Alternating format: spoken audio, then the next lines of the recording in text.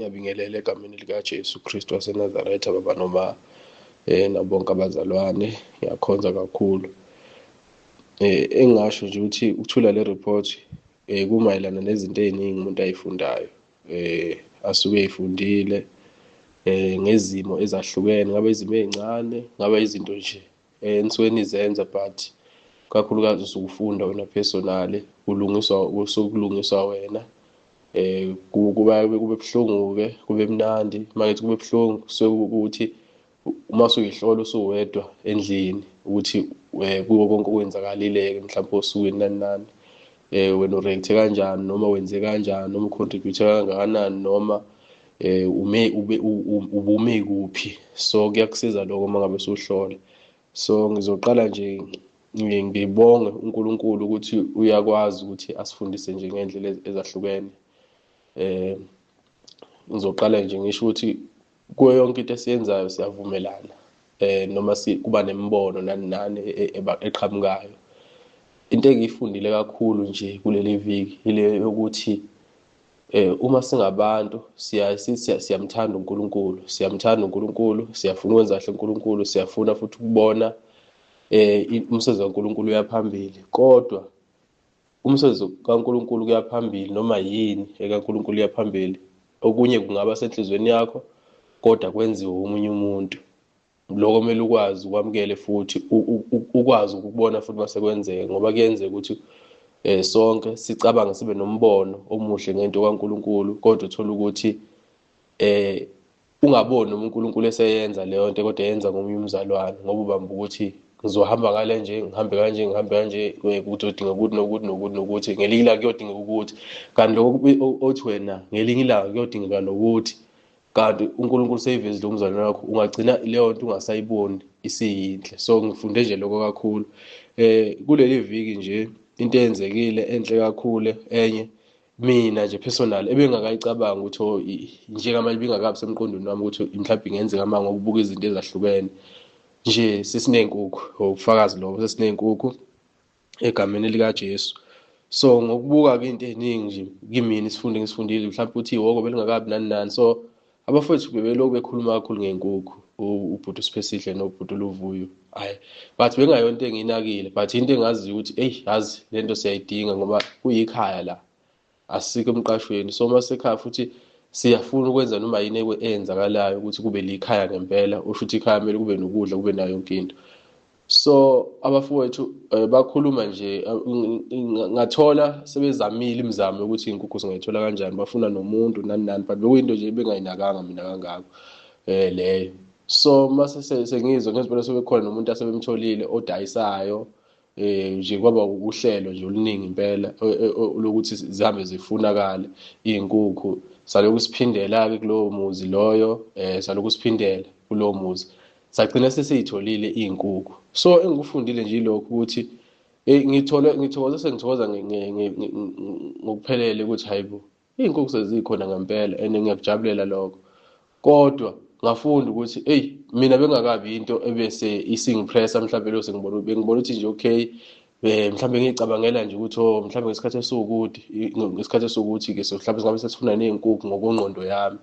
Kodwa njengoba sezikhona sesizamile la singakwazi ukuy'beka khona, so sengibona sekuyi-final product ukuthi hayi ba, yazi kwenzekile. So ngifundile nje lokho ukuthi kunoma yini vele kubalulekile ukwazi ukuthi uNkulunkulu ohambe nje niyadingana ninonke ngayo yonke indlela, futhi uNkulunkulu uyazenza eminye imisebenzi eyenza ngabanye abantu.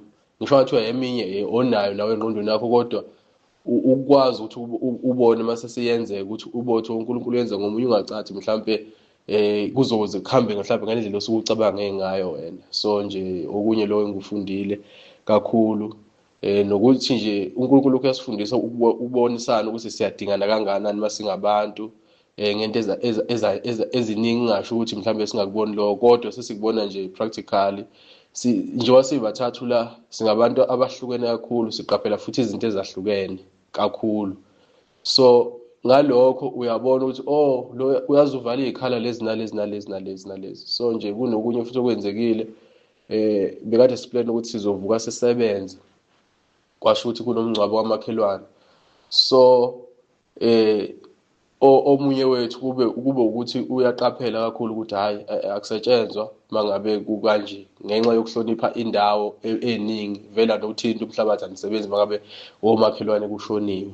Ukuhlonipha nje kumayelana nokuhlonipha nje kahle kahle vele abantu nama-customs abo-ke ukuthi nangaphandle kwaloko nje nothanda kukuhle ukuthi wena ubhizi uyazimbela laphaya kamakhelwane kuyangcwatshwa.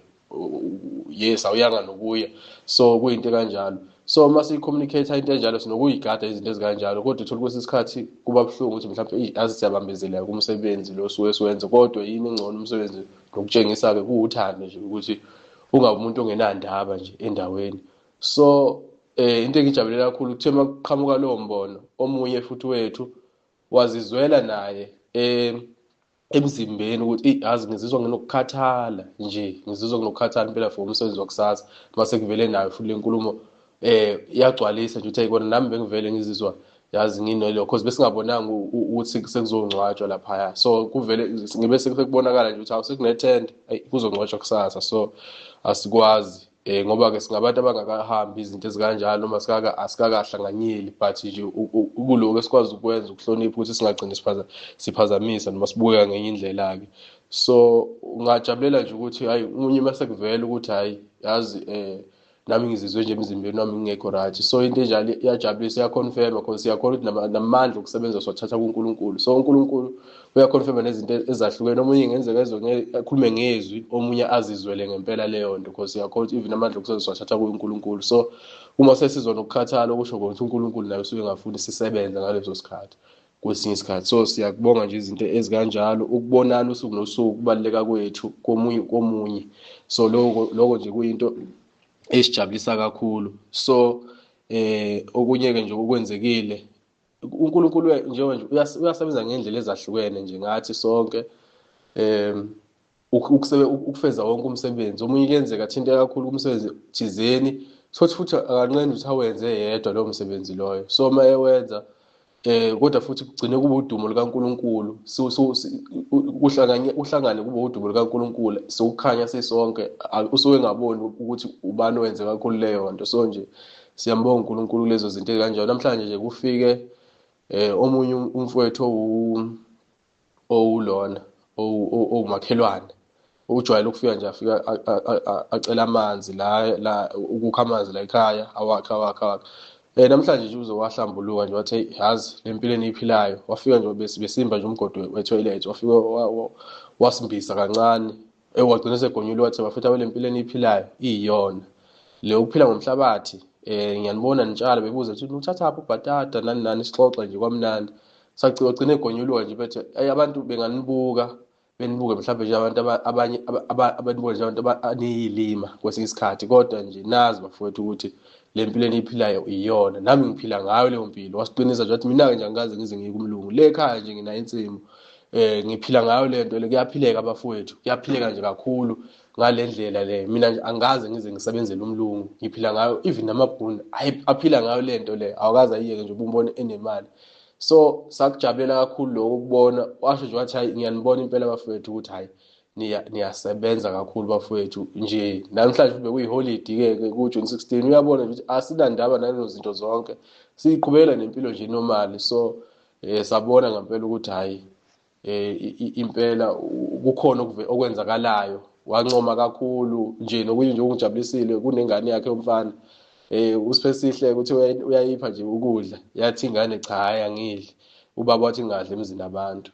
Ngabona nje ukuthi ingane iyalalela kangakanani, kubaluleka kangakanani ingane ukufunda kwayo isancane, umzali ube present ngaso sonke isikhathi empilweni yakho because uhlala nayo. So ilo futhi ngibona ukuthi since umuntu ongakho busy, ongasebenzi kakhulu kubantu, ingakho ethola nethuba lokuhlala kakhulu nengane yakhe. So ingane yakhe mangabe-ke isibuyela kuyena futhi imtshelile ukuthi bebethi bangiphakela ngizange ngize ngidla, wathi hhayi khululeka ungadla lapha. So ngajabulela nje ukuthi hayi futhi usibone sabantu abathembekile, nayo ingane yakhe eyivumela ukuthi idle, futhi sambona ukhululekile njena, unokufika aza-charge nala ekhaya kwesinye isikhathi. So but besingakazi khulume futhi asikaze sisho lutho, asikaze sisho ukuthi siyakholwa, asikaze sisho ukuthi njani kuyena.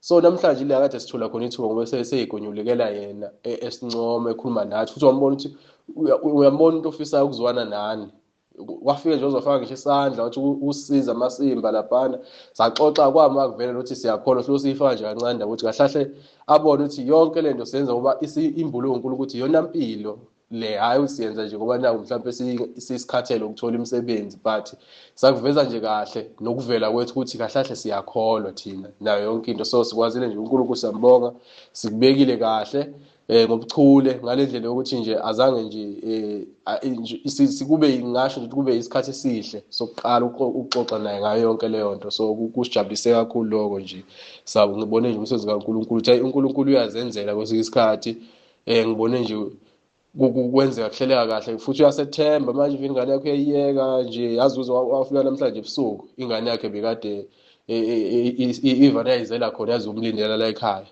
ingane yomfana specifically kube nokufundisa nje nenye ingane ehamba nayo ejwayele ukudlala nayo so abafundise nje kancane so uyabona ukuthi ingane ijabule iyasethemba nobaba uyasethemba uzofika nje ntambama afika wayithathela khona la so kwamnandi lokubona ukuthi siyikhaya ngempela yazi nje uyabona ukuthi yazi impela akufani nokuthi sisemqashweni la sisekhaya kuyikhaya lapho esifike saba khona sikufike kwaba yikhaya ngempela so siyambonga nje uNkulunkulu konke okwenzakalayo izo zonke lezo zinto nje ezenzakalayo ojabulayo because isikhathi uyayibuza ukuthi kaze ngenzani la kwenzakalani so uyabona ukuthi kukhona okusuke kwenzakalayo empeleni so nje nami ngiyayifundela ke nje personally kunezinye izinto nje engeke ngizizwe ngikujabule ngakho ukubona lokho mhlawumbe kwesisikhathi mangihluleka ukuzicabangela mina kuphela kukhona inyama nje yomuntu iyathanda ukuthi sengathi kwesisikhathi ungakuyicabangela wena thola kwesikhathi uzozuhlupheke ukuthi why ungakhona ukwenza lokho uyicabangela wena kuphela ezintweni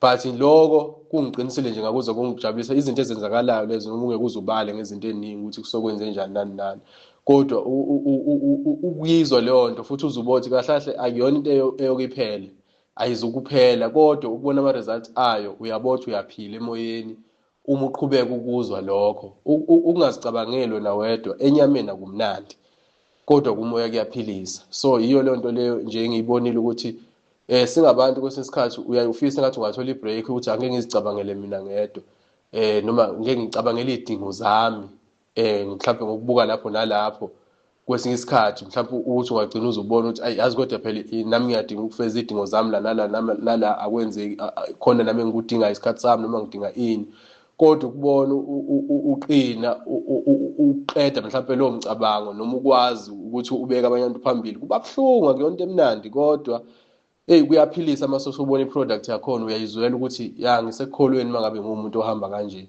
so lokho kuyakwenza ukuthi umbonge uNkulunkulu kakhulu ezintweni ezikanjalo so ngiyabonga kakhulu bekuyiloko nje okweviki engingakubala njengamanje egameni lika Jesu so ukungena kweassignment esinikezwe yona ngizocela ukusho ukuthi akuyona assignment umuntu angazathi ilula noma ngoba ibiza vele ukuyihlola nje nokuphila ingokuphila komuntu ngempela ethi kuJesu ibiza vele ukuthi wenze nje i-self introspection kuko konke uhlale phansi futhi singasho ukuthi konke sikushoyo so esukuyinto ephelele into nje iqhubeka kuyobuya inkosi uJesu kodwa kulokhu ekusherekayo sokuyilokhu osuku ukubonile noma wakubona ukuthi mhlawumbe ngaphila kanje iyona impilo leyo engakwazi ukungisiza ukukholweni egameni lika Jesu so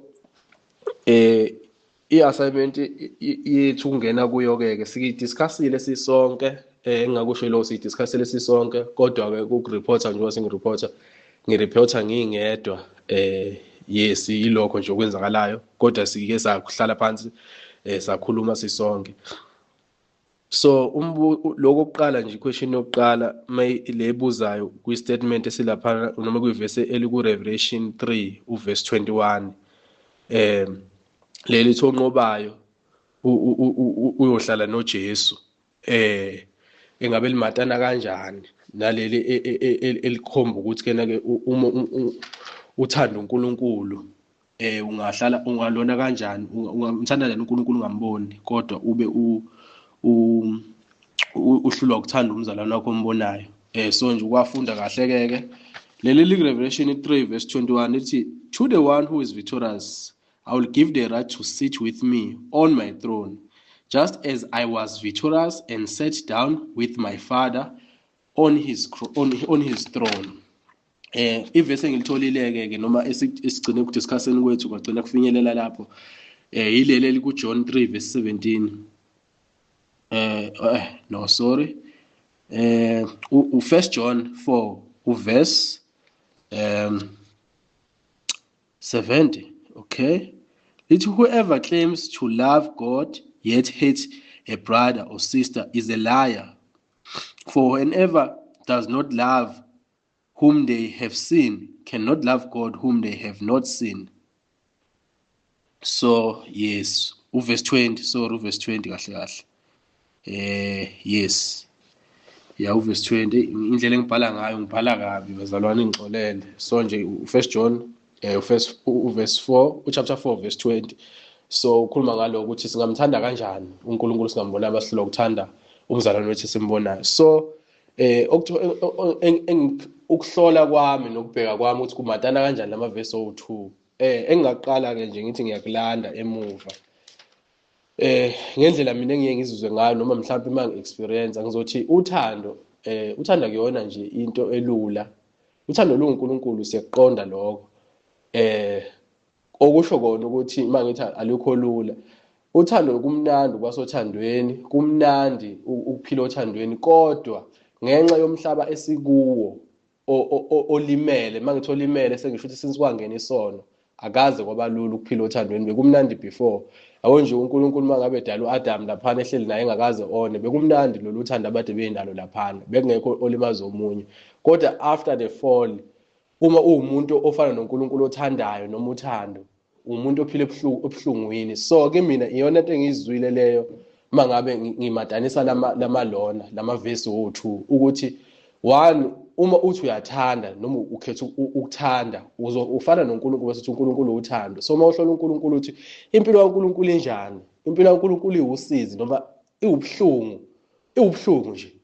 Ever since kwaqala nje ukuba nesono emhlabeni, uNkulunkulu uphila ubuhlungwini kodwa ngoba uthando. So ngibuke nje lo ukuthi okay, uthando luyinto emnandi, kodwa nje into embulekile kumina nengizwayo ukuthi hey, mawuthi udecide nje ukuthi uyathanda, okwazi uzoba umuntu ophila ebuhlungwini, okusho ukuthi kubuhlungu-ke kuza ngokusacrifice, kuza ngokubhekelela abanye abantu okudlula wena, kuza nje izo zonke izinto ezingekho mnandi enyameni, kodwa ngingasho ukuthi ziyaphilisa emoyeni.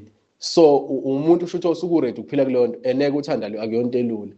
Into yamadoda kuphela. Mangithi amadoda angisho ukuthi into yabantu besilisa ngokwegender, into ngempela abantu abasuke be ready ukufana noNkulunkulu. Akuyona into owesifazane nawe uyafinyelela kuloko, nowesilisa uyafinyelela kuloko, kodwa kubiza ukuthi befana noNkulunkulu bebe njengamadoda. uNkulunkulu uyindoda, uphile ebuhlungwini ubusuku nemini. So kodwa kungenxa yothando njengoba kwenzeka yonke leyo nto leyo. So nje iyona into evane yambuleka nje emoyeni wami ukuthi hey, uthanda akulula, akuyonto elula. Akuyonto elula, into ebiza amadoda, ebiza ubudoda ngempela, lobo obufana nobukaNkulunkulu, ube njenge-image kaNkulunkulu, ubekezele, kubiza ama-sacrifice, awucompromise kodwa uyasacrifice always. So akuyona into elula, abaningi bayalibalekela, liyabalekeleka, abanye bayabaleka kulo, siyabaleka kakhulu mihla namalanga. Ngiyakwazi nami lokho, ukuthanda nje akukho lula, kodwa kubiza ngempela ukuthi uqonde ukuthi kuyinto emisiweyo ukuthi masifuna ukufana nokufunza uNkulunkulu sizomela siyifeze leyo nkonzo. So ukulanda-ke ngizothi nje laphana-ke kuJohn 14 verse 15 lithi if you love me keep my commands. Bese liqhubeka futhi uJohn 14 verse 23 wakhona lithi anyone who loves me will obey my teaching, my Father will love them and we will come to them and make our home with them. So omthanda uJesu ugcina imiyalo yakhe. So mangimthanda uJesu mina ngibuke mina mangimthanda uJesu kumele ngigcine imiyalo yakhe, and mangigcina kahle imiyalo yakhe bazoza bezohlala benobaba uNkulunkulu kumina, ngibe yikhaya labo bona. Futhi mawuthi uyabuyela ke ngale ngemuva khona laphana ku Revelation 3 verse 21 mawulenga phezulu lithi ke Uningixolele bazalwane, bengikade ngibhala ama-notes la if kukhona ivesi elilo, kodwa khona laphana uma ulaphana ku-Revelation kuleli vesi nje elingaphezulu, senginqena ukuvula manje iBhayibheli ngilibheke. Kodwa kule statement esingaphezulu kwaleli vesi ekade ubaba esinikele lona kwesambulo leli elithi onqobayo uzohlala noJesu, njengoba naye uJesu anqoba wahlala noNkulunkulu. So lithi, here I am, I stand at the door and knock. If anyone hears my voice and opens the door, I will come in and eat with that person and they with me. So ngithemba ngibadanisa lezo statement zombili uthi ngime ngasemnyango ngiyangqongqotha, uma umuntu ezwe izwi lami evula ngizongena ngihlale naye ngize ngidle naye. Lokho ngikumantanisa naloko ukuthi uma simthanda uJesu sigcina imiyalo yakhe, uyokusithanda ubaba beze bobaba bezohlala nathi bebe yikhaya lethu. So ngithemba ngibheka lokho ukuthi ukugcina umyalo kaJesu yiwo lo othando. Kuze kanjani uJesu ukuthi athi yena-ke ngoba nami nganqoba ngaze bese ngahlala nobaba esihlalweni sikababa. Ngiyase bazalwane. So ngizokuveza nje lokhu ukuthi kuJohn 3 uverse 16 lithi, for God so loved the world that he gave his one and only son, that whoever believes in him shall not perish but have eternal life. So ngithema ngibheka lento leyo ukuthi okay, nanto ngizosho ukuthi ngiqale mina nje ngaphansi kwami kwavela nje ukuthi uNkulunkulu uthando. Njobe uthando kodwa nje manje umhlaba ukhonakele kanje, uphila kanjani? Ngibone nje ukuthi uphile ebuhlungwini, uphila ngama sacrifice, uphila nje kuleyo mpilo leyo. So mangithi ngiyabhekisisa kahle, uNkulunkulu walithanda izwe kangaka waze wanikela ngendodana yakhe ezelwe yodwa ukuba yilona lo okholwa yakabhubhi. Walithanda izwe waze wanikela, isacrifice leyo, waze wanikela. Akukho mnandi ukunikela, masikwazi ukunikela kwangempela, unikela into available kuwena, akuyona into emnandi but ngenxa ukuthi ufeza uthando uyayijabulela ukuthi le nto ngiyibonile yenzeka noma ifezeka. Kodwa ukunikela nje akaze kube mnandi, kubiza ukuthi uwena enyameni uvume ukutubeka, kube buhlungu enyameni bese uyanikela. So akuyona into emnandi. So wanikela ngendodana yakhe. So ngithema ngibheka la ukuthi okay, uNkulunkulu yena uqobo unikelile ngendodana yakhe uJesu. uJesu ke mase seshwena sethi kena-ke, so nje benikele ngayo, unikele ngathi eze la emhlabeni kahle kahle. Indlela uNkulunkulu alithanda ngayo izwe ukuthi uJesu eze emhlabeni. So uJesu mayesezile ke la emhlabeni wenzani? Uthi kena-ke nginqobile. So ngendlela ngoba nginqobile ngibese ngikwazi ukuthi ngihlale noBaba. uJesu usho ukuthi wenza lokhu kwenye indawo izelivela ukuthi uNkulunkulu ngeke azogcina ukhulumile ngoJesu. Okusho ukuthi uma sibuka nje uJesu sibuka uNkulunkulu 100%. uJesu usho into eningi azasho ukuthi konke engikwenzayo ukubukela kuBaba, indodana ibukela kuBaba konke ekwenzayo. Usho ukuthi uNkulunkulu melithanda ilizwe, uJesu exactly lento eyizele emhlabeni kwakuzofeza lokhu akubukela kuBaba ukuthi lokho kuyintando kaBaba, ukuthanda izwe. So ngesikhathi ethanda izwe uJesu ubenza exactly lokho kumnyala uNkulunkulu noma lokho kufunwa uNkulunkulu. Ube uNkulunkulu enza exactly esitshengisa ukuthi uNkulunkulu unjani, ufunani. So uJesu mefika emhlabeni ufika wathanda izwe. Ukuthanda kwakhe izwe ke bekubiza ukuhlupheka konke sikubonayo. Masibona nje impilo kaJesu iwuthando, uNkulunkulu athanda ngala abantu, ukuhlupheka, ukunakekela, ukuhlushwa, ukuveza iqiniso. So uma ubheka zonke nezithelo zothando uyayibona ukuthi uJesu uzigcwalisekile.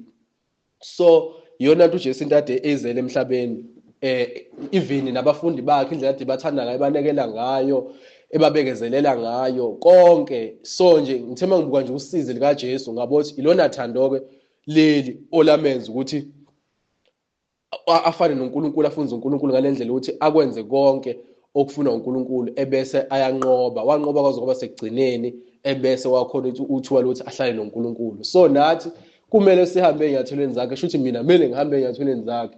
Uma ngithi ngifuna ufana noJesu, ngivane ngibe yilento ayiyona, ngibe usizi nje emhlabeni, ngiphilela uba uthando, ukuba nothando kubantu, ukusacrifice, akhophumula kuze kube sekugcineni nami. uJesu wakwenza lokho waze wafika esiphambanweni waze wafa. Okusho ukuthi akukho ukuphumula la ukuthi sengiphumule khona ekusacrificing, sengiphumule khona ekuthandeni. Ukusacrifice akusiwo ngezinto kuphela nazo, yizo yonke into. Impilo yakho nje ukuzidela nje, shuthi wena uthando lwakho, ukubekezela, ukoniwa, ukuthanda, ubungathandwa, ukuhlukumezeka, ukubekezela abantu, ukubekezela yonke into nje ongayicabanga, kodwa nje yonke into eshaya enyameni kodwa ebiza ukuthi ubekezele kuze ube segcineni ngenxa yothando ikuphusha, kodwa okumnandi ukuthi uyaphila emoyeni uma ukwenza lokho.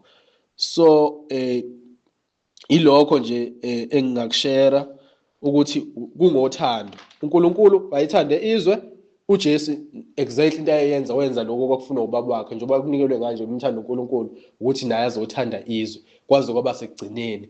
Wabatshengisa nabafundi bakho obashena lo myalo uthi-ke nani niyobonakala kanjalo-ke ukuthi ngabafundi bami ukuthi nithandane. Wabafundisa lokho ukuthi kumele bethandane. Ukuthandana-ke kubiza kona-ke zonke izinto, onke ama-sacrifices, ukuxolelana nayo yonke into, ukuhlalisana. Akukho la uthi sengikhathele. As long as nje usasaphila emhlabeni simele ukuthi umuntu ayifeze leyo nkonzo ukuze azanqobe afane noNkulunkulu uqobo, bese siyafinyelela-ke embusweni wezulu la siyokwazi ukuthi sihlale khona noJesu. So yiloko ongibulekile kimina egameni likaJesu. So njengelinye-ke futhi uJohn 3:17, for God did not send his son into the world to condemn the world but to save the world through him. So uNkulunkulu akayithumanga indodana yakhe ukuthi ize emhlabeni ukuba izohlulela izwe, kodwa ukuba izolisindisa. So uNkulunkulu uJesu wenza lokho mefika emhlabeni, naye azange ahlulele abantu, kodwa kwawe ne-interest ukuthi alisindise izwe.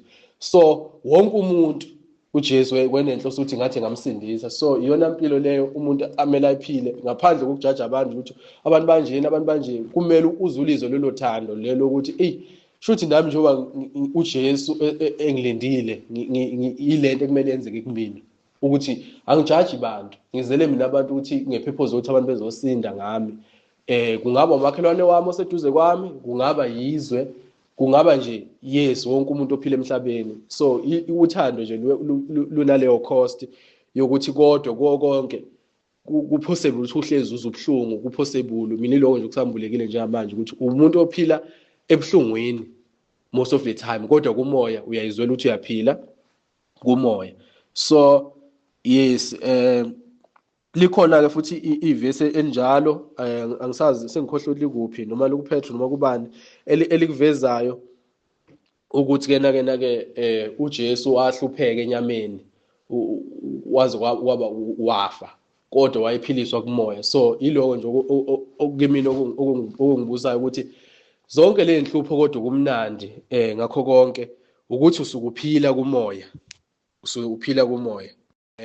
yes, lapha ku1 Peter chapter 3 verse 18 elivezayo ukuthi uJesu wabulawa enyameni kodwa waphiliswa kumoya. So zonke lezi zinto kusukela nje kumzalwane wakho uma uthi uyamthanda, kusho ukuthi kuze kuvele uma umthanda umuntu kuba mnandi iqiniso, kodwa kokuningi kuzobiza ukuthi ulokhu uyidela enyameni, uze ukuthi yazi kubuhlungu, ubuhlungu enyameni, but uzozwa futhi lokhu uphila emoyeni.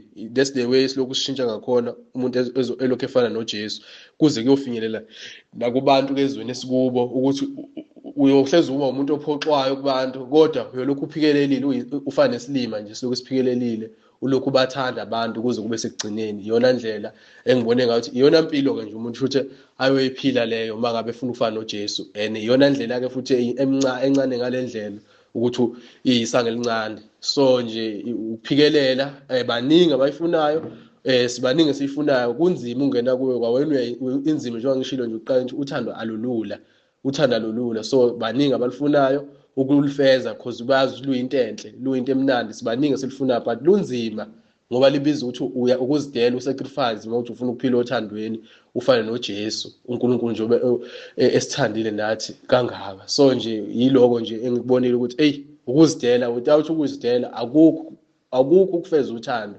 So uma kungekho ukufeza uthando, uNkulunkulu uzomthanda kanjani? Ngoba phela kumele uthande bona abantu abala emhlabeni.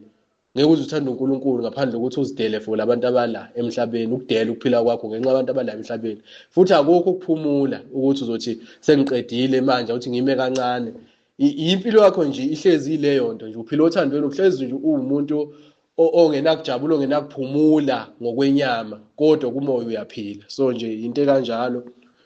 Futhi uma usothandweni uyahlukumezeka-ke nje ngoba uhlezi ucabanga ukuthi yini engenzeka. Uma futhi ucabanga into engabenefithwa nawe wedwa, okwazi ukuthi enyameni uyahlukumezeka ngoba into oyenzayo ayithozisi inyama yakho.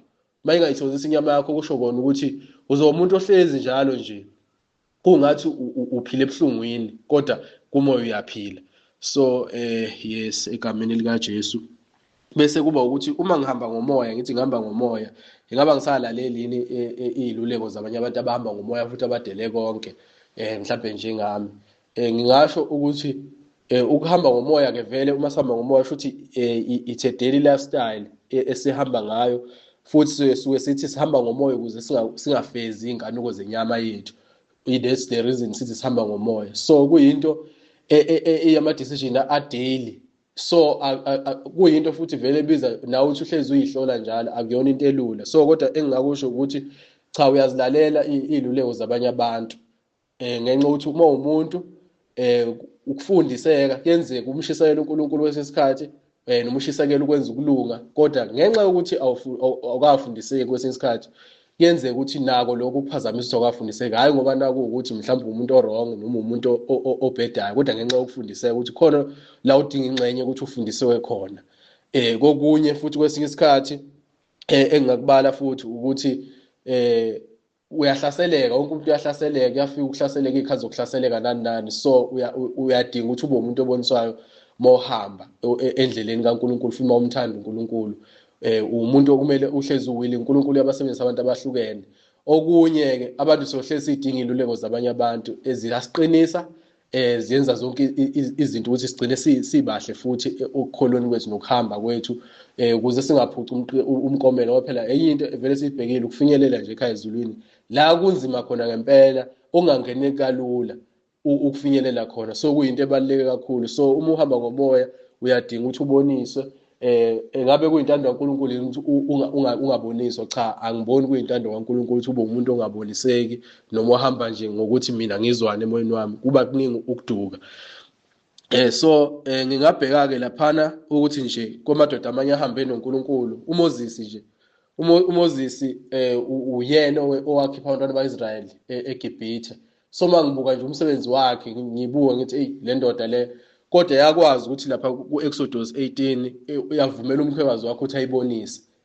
Okay, yavuma ukuthi ayibonise umkhwekazi wakho ongayena uIsrayeli, kodwa wakwazi ukuthi ayibonise ke engasino Israyeli. Kodwa ngicathi yabona indlela ayiyona umkhwekazi wakhe, yabona uhambo because imdala kunaye, wabona futhi ubuqotho bakhe, wabuka yonke into. So that's why wabona ukuthi le ndoda ikhuluma into enesense, futhi yabe sikuhlola futhi lokho akukhulumayo yakubona ngempela ukuthi kuyangibenefita. Wavuma engayena nokwa-Israyeli lo muntu ambonisayo, so wavuma. So ukubuka nje inhliziyo ukuthi akusho ukuthi ngoba naku ukuthi uyakholwa ukuthi uNkulunkulu kumina uyakhuluma nami, so angisaboniseki. uMoses akwazi ukuboniswa nawo umuntu ongayena-ke ngisho waka-Israyeli. So nje iloko futhi noDavid, uDavid manje ngiyabheka kahle, into ezenzakalayo nje, ngisho ukuthi umuntu ohamba ngomoya kanjani, kodwa shuthi kubalulekile ukuthi nawe uhlole ukuthi ingabe yonke into yenzekela for ini, isizathu kungani. Uma ngikwazi uSamuel laphana 16 verse 15, ilapho uDavid wayekade exoshwe indodana yakhe esehlazweni, wathi noma kodwa kukhona omthukayo, uShimei emthuka, uDavid wakwazi ukuthi ahlolisise okuyintando kaNkulunkulu ukuthi ngabe kuyini. Wakwazi ukuthi ahambe ngomoya kuloko, angaphindiseli kuloko akwenzayo. Wacabanga ukuthi ngabe Nkosi kodwa ukwenzelani, ngabe uNkulunkulu ufuna ukufezani ngalento. So ngicathi ukuhamba ngomoya kuyabiza ukuthi kuyo yonke into eyenzakalayo, ngaba yiluleko zabantu, ngaba yini, ukwazi ukufunisisa kodwa kuyintando kaNkulunkulu ngempela kukona lokho okusuke kwenzakalayo. So nakuye futhi uSamuel 19 verse 4, ngaye futhi uDavid lapho esefile uAbsalom indodana yakhe, uDavid waba buhlungu kakhulu, akhala indodana yakhe kakhulu, wayikhalela kakhulu ngalendlela ukuthi ababe naye baze baba offended ukuthi wena yini lento oyenzayo, ushuthi awusithanda, uthanda abakuzondayo. So wasithatha isiluleko uma kuthiwa vuka ndoda ukwazi ukuyiveza kubantu, abantu bakho abakhubekile ngawe, wakwazi ukuthi abalalele kulokho, wangaba nenkani ukuthi ngiyinkosi mina noma nginjani. So wakwazi ukuthi alalele esebuhlungwini omnjalo, kodwa waqhubeka, wayeka ukuqhubeka zilela indodana yakhe, waqhubeka wayiveza kubantu ejabulela ukuthi hayi, egcineni kosuku ninginqobelile, wa appreciate. So wayezidela nje lo ukuthi hey, noma ngibhlungu kodwa abantu sebekhulumile, angikwazi ukuthi ngigcine izwi lalabantu ngingalinakisisi ngenxa ukuthi mina ngisesebuhlungwini ngendodana yami ebeyingijikela futhi abantu ba-offended njengamanje. So ngibuka nje lokho ukuthi kuyasiza ukuthi noma ungabe uhamba ngomoya noma kube izimo ezinjani, kodwa ube umuntu okwazi ukuboniseka, ngoba uma ungasaboniseki kuba nengozi enkulu. uDavid yaphobana akabonisekanga, umbuso wawungahamba nokuhamba, abantu babengakhubeka ngaye kakhulu. So yes, nanokuthi-ke vele-ke futhi kuyo yonke into kwesikhathi kuyenzeka ngathi uhamba ngomoya kanti umuzwa, yabo. So nje izinto ezinjalo ukuthi ngokusizwa uNkulunkulu ngeke sisho ukuthi mhlawumbe sesikubambile noma kunjani, kodwa ukubuka nje izinto ezinjalo ukuthi hey, kunzinyana. So noPaul masibheka lapha kuZenzo 15, uPaul wayembulelekile ngendaba kaKristu nakwabezizwe, kodwa kwamphoqa ukuthi makuvela izimo athi angeke ngiyobheka ikhanseli kwababehamba nenkosi uJesu uqobo. So kwambiza ukuthi azehlise naye abuyele eJerusalema ayothula indaba yakhe, ukuze naye engabi ukubo ukuthi ugijimela ize. So ngicathi wonke umuntu kuyamfikela naye lo ukuthi akafisa ukuzwa kongaphambili noma koqondayo noma kuyikholegi yakhe ukuthi engabe ngisahamba kahle yini, noma-ke izimo ezikanjalo ngaba ukuthi wena nawe uyaconsulta noma ngaba ukuthi uyaboniswa wena uqobo, kukhona nje okufinyeleli wazoboniswa. So ukuhlolisisa nje kuyintando kaNkulunkulu ukuthi hey, ngabe kuyini. So into ekhona ukuboniswa ohambeni, noma athi uhamba ngomoya. uPaul wayehamba ngomoya kodwa wakuvuma lokho. So engabe kodwa-ke shuthi sikuvuma ngakuphi? Mina ngasho ukuthi ukuvuma umuntu nomuntu vele uma sikuKristu, ukuzazi nje ukuthi kuyindlela ebaluleke kanganani ukuze sifinyelele kuKristu noma simphilele. So ukuhlolisisa ukuthi engabe lokho kuyintando kaNkulunkulu kanganani, shuthi ngasho ukuthi kuyo yonke into efikayo ukuyihlolisisa nje ukuthi ingabe intando kaNkulunkulu kangakanani, noma mhlambe izobhenefithisa kanjani umbuso kaNkulunkulu. Usuyiyeka wena as umuntu ukuthi mina ngisizakala kuphi, kodwa ukubhekelela igoli kaNkulunkulu, ngoba egcina kosuku uJesu ufuna ukufeza umsebenzi kaNkulunkulu kithina ngayo yonke indlela. So ilokho ukuphekisa uma ukuthi ubona ukuthi angathi kona egcina kosuku akuyibhenefithisi indlela kaNkulunkulu yes kuwena, noma ngazi ukuthi ngizoyichaza kanjani, but mina ngiyayizwa ngaphakathi egameni likaJesu. Yebo. Bese ke futhi ke nje kuningi kakhulu, mhlambe nje nalapha kuFilip chapter 3 uverse 15 wakhona uthi, ngakho-ke thina sonke esiphelele masibe nokuqonda okunjalo, kepha uma kokuthile niqonda ngokunye, nalokho uNkulunkulu uyakunambulela khona.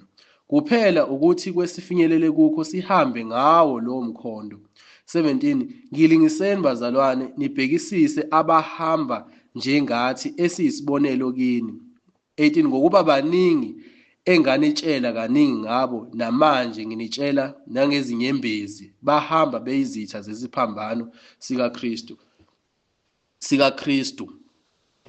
So ilokho nje okunye ukuthi kubiza vele ukufunda kwabaphambili kuyo yonke into nokuthola iluleko.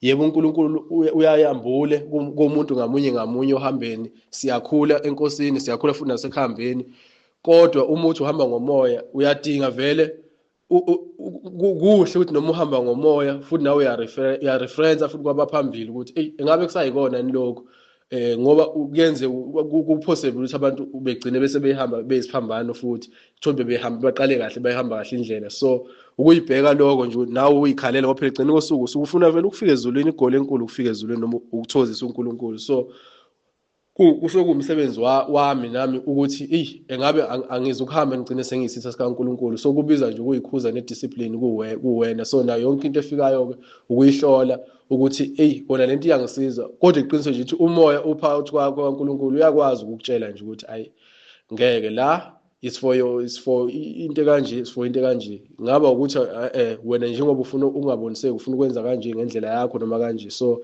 kubiza ke umusa kaNkulunkulu kimina ukuthi ngikwazi nami ukuzihlola ngizihlule mina inhliziyo yami noma ngihlule lokho sokuthi sengithi ngifuna kwenze ngendlela yami. So ngingasho nje kanjalo. So ngicela futhi ukungena-ke kulo ukuthi uJesu engabe uma ethuma abantu ngababili, engabe kwakuyini inhloso yakho, noma yini ayibafundisa khona, noma yini ayibavezela khona. So mina engikubhekile nje, ngibheke nje ukuthi uma ebathuma ngababili,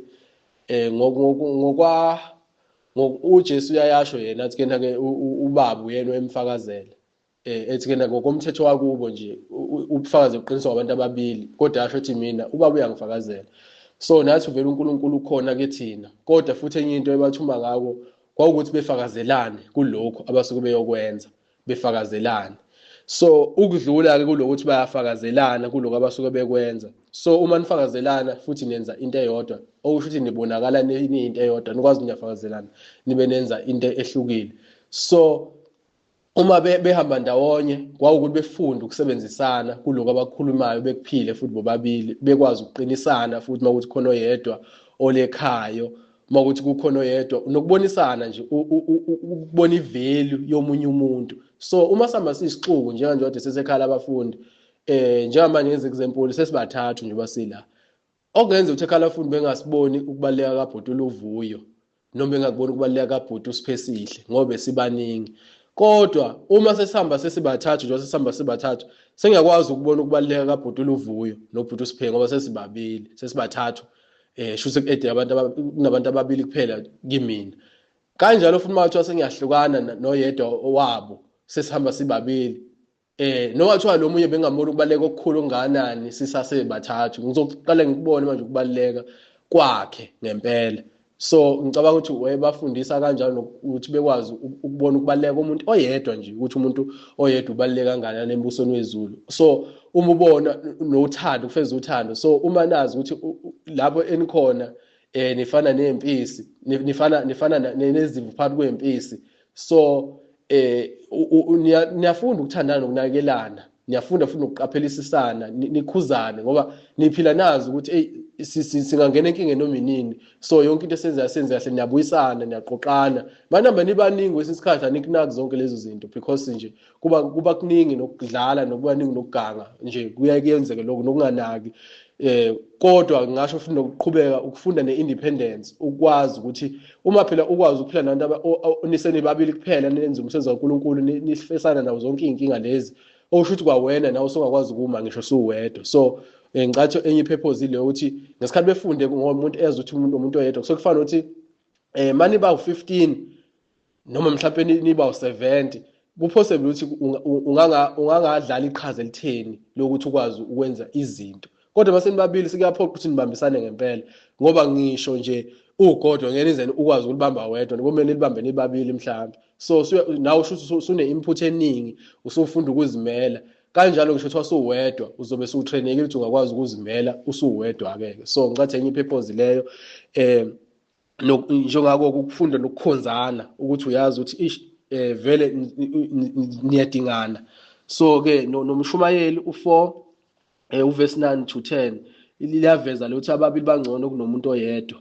So liyakuveza kahle lokho ngoba banoma omunyewa bayavusana. So ngicathi okunye kwakuyiyona leyo purpose leyo, kodwa kakhulukazi wayesebafundisa nokuthi bekwazi ukuzimela, because wayazi ukuthi egcineni kwakho konke umuntu nomuntu uyogcina esezimela. So uma usufunda uhamba ngomuntu oyedwa, uyafunda ukubaleka kwakhe umuntu oyedwa, nisizana njengomfowenu, kanjalo nimbone ukusebenza kaNkulunkulu esebenza ngomunye umuntu ukuze asize wena, noma kuze niqhubeke nomsebenzi kaNkulunkulu. Umbone umuntu engithi phela masenibabili seninobabili seniyasizana nina nobabili, uNkulunkulu uyambula kulo munye, uNkulunkulu uyambula kulo munye, niyabambisana, nifunde nokubambisana ukuthi wazi umsebenzi akusuko wami ukuze ufeze umsebenzi kaNkulunkulu, nami ngifuna ufezeke, kodwa kuyambiza nesandla sikamakhelwane wami. Kanjalo-ke nokufunda nje uma ubothi umuntu oyedwa ubaluleke kangakanani, so how much more nalaba eniyobashumayeza uma ukuthi umfowethu ubaluleke kangakanani eyedwa kumina, nalaba bangaka babaluleke kangakanani embusweni kaNkulunkulu. So nje yilokho kunye mina engikutholile egameni likaJesu. Nakhona-ke nje kuGenesis 2 uverse 18 ngesikhathi kutholakala umsizi kufunela uAdam. So ngikubukile nje naloko ukuthi uNkulunkulu shuthi vele kwinto yakhe ukuthi uyathanda ukuthi kusizwane, uyeke ngaphandle kokuthi ngowesifazane nowesilisa, kodwa nje ukuthi abantu ikukhona kuyena leyo ukuthi uyathanda ukuthi kusizwane. So kulolu hambo uya expect ukuthi uyohlezi ulidinga usizo, uyohlezi nje ulidinga usizo. So yilokho nje engingakusho ukuthi ingenzeka ukuthi wayebathuma ngababili ukuze bekwazi ukuthola lezo zinto lezo, bekwazi ukusizana, ukuvusana, ukufunda ukuzimela nakho konke nokufocus, because kuyenzeka mase sixukwini ningakwazi ukufocus kahle. Ningafundiswa yonke into kodwa mase senibabili senayibona ngempela lento ukuthi ayeyeye ngempela siyibambisise ke sinake ngempela lento. Yes. Bese ke kuba ukuthi ke sibona kanjani usesifinyelele kuJesu Kristu. Mina ngingasho nje ukuthi ngingazibona ngokuthi sengiyakwazi ukuphila othandweni, futhi lolu thando lolu yilo lifana nokaKristu lokuhlupheka kaJesu konke ayekuhlupheka ngenxa yabantu ukuthi uphila othandweni. Sengikubona kugcwaliseka kumina noma ngizwa inkomba zako, yiloko engingabona ukuthi ngihamba kahle endleleni eya kuye uJesu. Yilokho engabona ngako ukuthi ke mina ke uqobo sengifinyelene kuloko. Ngingasho ukuthi kulokhu umoya kaNkulunkulu uyakuveza lokho engihluleka kuko ukuthi ngizibone ukuthi ngikuJesu ngempela. Ngibonga lokho, ngijabulela nje lokho. Angeke ngize ngisho ukuthi sengumuntu osehleli kuJesu, kodwa ngiyakuthokozela lokho engisuke ngikubona, kuyangivuselela ukuthi ngempela ngumuntu ophilayo, angiyena umuntu ofile. uNkulunkulu uyangivezela ukuthi kuyini kumele ngikwenze noma kuyini kumele ngiphile kuko.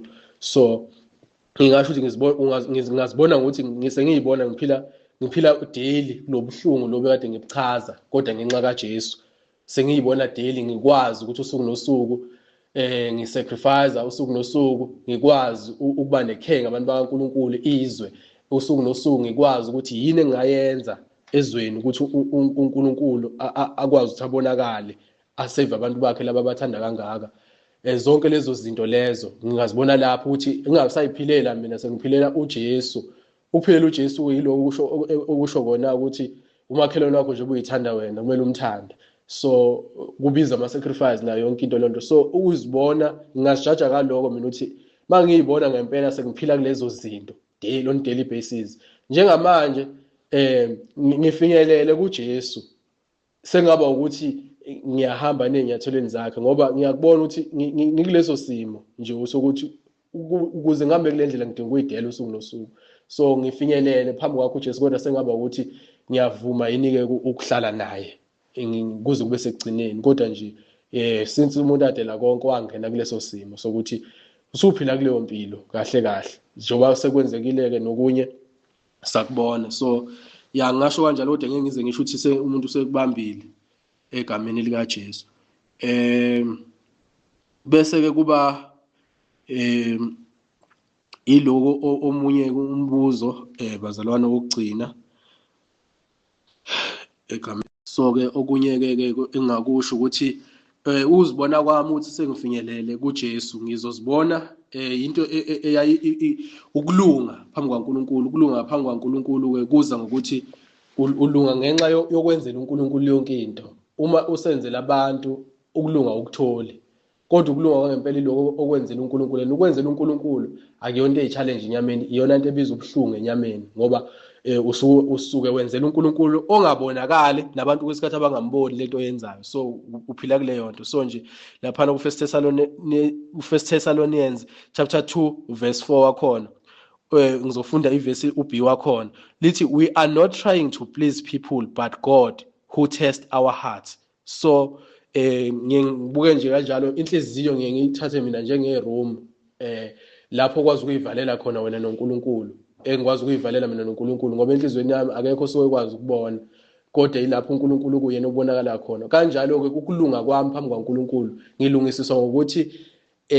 lokho kusenhlizweni yami naloko okubonwa abantu, engabe uNkulunkulu ukubona kanjalo yini, kuba yirimi yami. So ngibuke nangemfundiso zikaJesu-ke lapha kwintshumayelo yasentabeni mangabe batshela ukuthi noma thandazani kuyihlo osesithekeni noma ipha wazi ukuthi ubona uyihlo osesithekeni ukuze ungamukeli umkomelo kubantu noma ungenzeli ukudunyiswa abantu noma ukubonwa abantu. So zonke lezo zinto zibiza ukuyisacrifice wena enyameni ukwenza leyo nto ukuze ukwazi ukuthola ukulunga kaNkulunkulu, ukuthi wenze yonke into uyenzela uNkulunkulu 100%, wazi ukuthi ngikwenzela uNkulunkulu noma ngabe ngithanda umuntu njengoba ngiyithanda mina, angenzeli ukuthi ngigcine ngithola udumo kubantu noma ngenzela ukubonwa abantu, kodwa sengikwenzela uNkulunkulu. Uqine nje ube indoda ukuthi ngisho ukuthi akubonakali kodwa kusalayo uNkulunkulu uyabona. So kuyinto engeke ngithi sengiyibambe 100%, kodwa ngeke ngikujabulela mangabe ngikubona ngikwenzile lokho egameni lika Jesu. So ngisho nje kuhambo oluhambayo ngizozibona kanjalo futhi mase mangiloko ngiqhubeka ngikwenza lokho, ukuthi ngiyampela ngiyezulwini noma ngiyahlala kuJesu, ukuthi uma yonke into ngiyenzela yena 100%, ngiyenzela udumo labantu, ngingenzeli futhi ukubonwa abantu. Kungelula kunjalo ukuthi abantu ababoni bonke, kodwa mina ngazi ukuthi uJesu uyabona lapha ekhona kuwo wonke ama-sacrifice enzakalayo. Ngisho kuthiwa abantu benzela ama-sacrifice noma abantu abasezweni bengakuboni konke okwenzayo ukuthi uNkulunkulu bathanda kangakanani, kanjalo nawe uyabathanda ngenxa yokuthi uJesu ukuthandile nawe. So ngisho ukuthi ababoni, uyakhutshwa, uthande, ukhutshwe, abantu bakhuba wena uma bathanda, uthuke kodwa wena uyabusisa, zonke lezo zinto. So ngizobona nami endleleni yami makulokuqhubeka lezo zinto zenzeka, shuthi mase seyimile ukwenzeka lezo zinto, ngizobona ukuthi hayi ngathi sekukhona la kubheda khona egameni lika Jesu. So bese kuba-ke ngicela ukudlula-ke lapho ngiyeke lapho kuthiwa kusho ukuthini ukuthi siyoba ulusizi ezweni, engabe kuyini ukuba usizi. So ukuba usizi-ke ngingaveza zonke lezi zinto zokuthi nje enyameni ukuba usizi kakhulu, uhlezi udunyazwa, uhlezi lo kade ngikubala, impilo yakho emhlabeni useless nje, iyimpilo useless, kodwa wena usukwazi ukuthi kungenxa yothando lukaNkulunkulu. Singaba usizi ngendlela ezahlukeneke. Uyaba nje usizi ngoba uNkulunkulu wethu ophilayo uphila yena osizini usuku nosuku. So kokunye uyaba usizi nje lokuthi ingenxa ukuthi nawe usufila njengoNkulunkulu mawubona ezweni izidlela izinto ezenzeka khona nokubona abantu bakaNkulunkulu bebhubha kanje. So lokho kuyakuzwisa usizi, ukuzibona, ukubona usuku nosuku ukuthi ngabe wenza kahle nawe phambi kwaNkulunkulu. Kuyakwenzela usizi abantu bengenandaba nje beyiphilele emhlabeni ukuthi mina ngabe Nkosi ngabe ngiyenza yini kahle phambi kobuso bakho. Abantu bekhululekile bengenandaba nje usuku luze lishone bengenandaba. Ukukubiza nanawe nako lokho nje mina ngiyakubala njengosizi ukuthi umuntu ongaphumuli, umuntu nje ohlezi ebuka, umuntu ohlezi eyisola, umuntu ohlezi efuna ukubona ukuthi ingabe kukhona yini engakwenza, ngabe kukhona yini engikwenza kahle. Nje nako lokho ngiyakubalela nje ukuthi usizi ngoba unampilo urelaxile, unecomfort, ujabule. Mangabe ukuthi awuhlushwa abantu noma awusolwa abantu, wena nje uyayisola uwedwa uthi Nkosi ngisize ngabe ngenza kahle kakhulu yini. Uhlezi umuntu so uhlezi umuntu ompofu nje emoyeni. So kodwa-ke kuNkulunkulu-ke siyakholwa ukuthi vele uyasisuthisa kuwo konke. So uhlezi umuntu nje ophikelelayo. Kokunye kuthatha kubonakali kodwa uyaphikelela. Bese kuba yiloko okunye-ke nje obvious ukuthi ukuhlushwa abantu, uhlushwe ngenxa kaJesu usuku nosuku, uphile esiphambanweni, uthukwe, wenza izinto ezingabo abantu abangaziboni kwesinye isikhathi, kodwa wena uphikelele ngenxa yothando lukaNkulunkulu. Nakho-ke lokade nje kukona-ke ukuthi ukuphilela nje ukutuba inyama everyday ongayona into emnandi, ukutuba inyama kwayituba ngisho uhleli nabazalwane bakho ukuze ufeze uthando lukaNkulunkulu. Nako lokho kuletha usizi kuwena enyameni. Kanjalo-ke lo sizi-ke silinikezwa yizwe ngokuthi lisihluphe kakhulu, lisihluphe singakwazi ukuthi sigcine siphelele. So nje ukungabi na comfort mina ngendlela engibuleleke ngakhona egameni lika Jesu Kristu. So uma unjalo-ke uzophila okwesinye isikhathi usizi lukufikela ngokuthi ufuna ukusiza bona abantu basave noma ukubambulela ube ukhanya kubona, kodwa ukuba ukhanya ukubiza kwesikhathi ukuthi uhlukumezeke wena noma onyameni ukuthola ukuphumula ukuthi ngingenza kanjani, ngoba nje nana ukuthi ufuna ukushumeza umuntu akuyonto elula.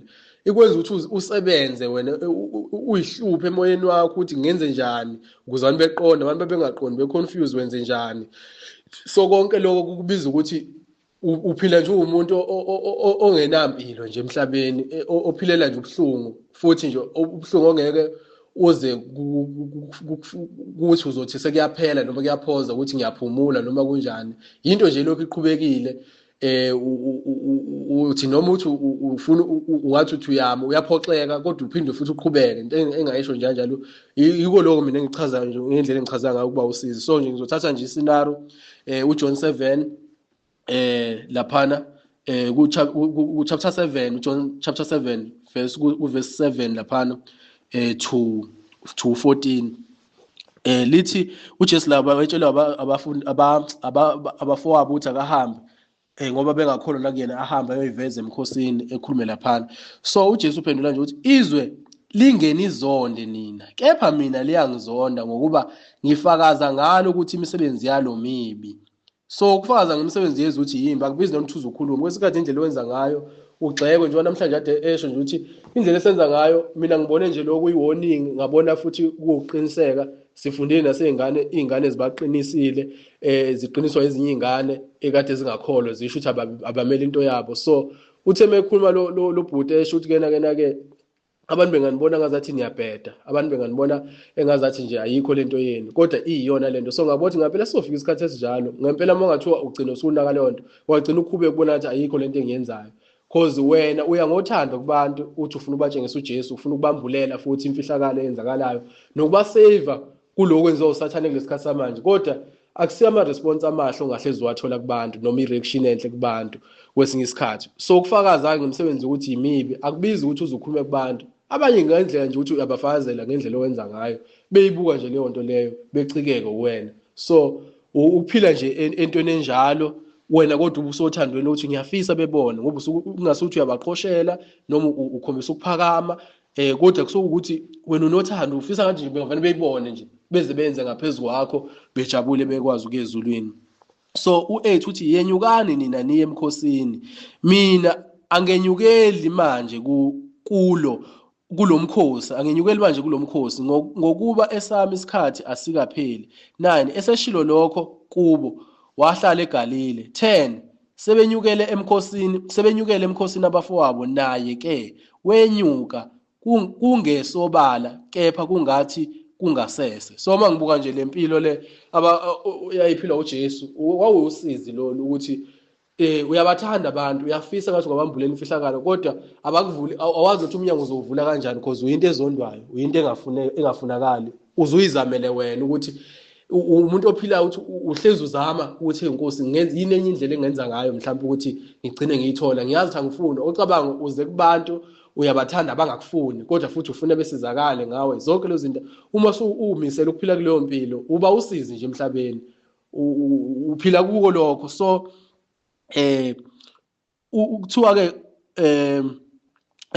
wenyuka kepha kungathi kungasese. So wanyuka ngasese, uya kubantu njalo la njengamanje, uya kubantu uyosiza bona imphefumulo yabo, kodwa usezohamba ngasese ngoba ufuna abantu bamzonda, bafuna ukumbulala. So khona abaJuda bamfuna emkhosini bathi uphi yena na. 12 thiwa kwaba khona ukukhononda okukhulu ngaye phakathi kwezixuku, abanye bathi muhle, abanye bathi cha, ngokuba udukisa abantu. 13 nokho kwakungekho muntu owakhuluma obala ngaye ngokwesaba abaJuda.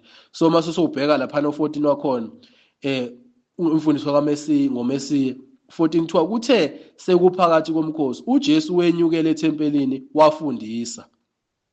15 ngakho abaJuda bamangala bathi lona uyazi kanjani imibhalo engafundanga na. So ngibuka lokho nje ukuthi uJesu lempilo eyiphila yokureject abafowabo bathi hamba emkhosini uyiveza lapha ngoba bengakholwa kuyena.